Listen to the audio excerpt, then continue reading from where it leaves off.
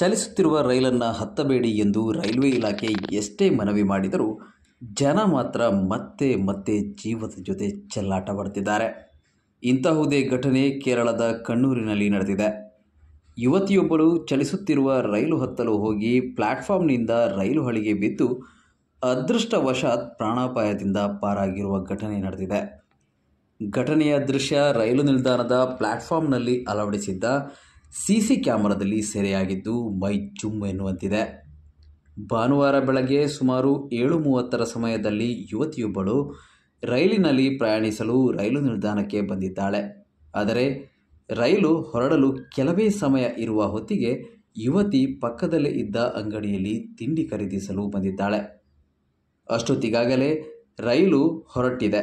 ಇತ್ತ ತಿಂಡಿ ಕೈಯಲ್ಲಿ ಹಿಡಿದು ದುಡ್ಡು ಕೊಡಬೇಕು ಎನ್ನುವಷ್ಟರಲ್ಲಿ ಯುವತಿ ರೈಲು ಚಲಿಸುತ್ತಿರುವುದನ್ನು ಕಂಡಿದ್ದಾಳೆ.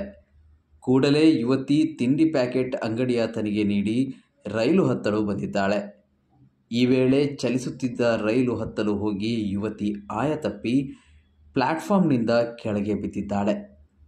ಕೂಡಲೇ ಅಲ್ಲಿದ್ದ ಜನ ಯುವತಿಯ ರಕ್ಷಣೆಗೆ ಮುಂದಾದರೂ ಸಹಾಯ ಮಾಡಲು ಸಾಧ್ಯವಾಗಲಿಲ್ಲ.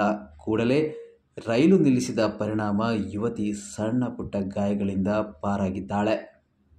ಬಳಿಕ ಆಕೆಗೆ ರೈಲ್ವೆ ಆಸ್ಪತ್ರೆಯಲ್ಲಿ ಚಿಕಿತ್ಸೆ ನೀಡಲಾಗಿದೆ ಎಂದು ಅಧಿಕಾರಿಗಳು ಮಾಹಿತಿ ನೀಡಿದ್ದಾರೆ.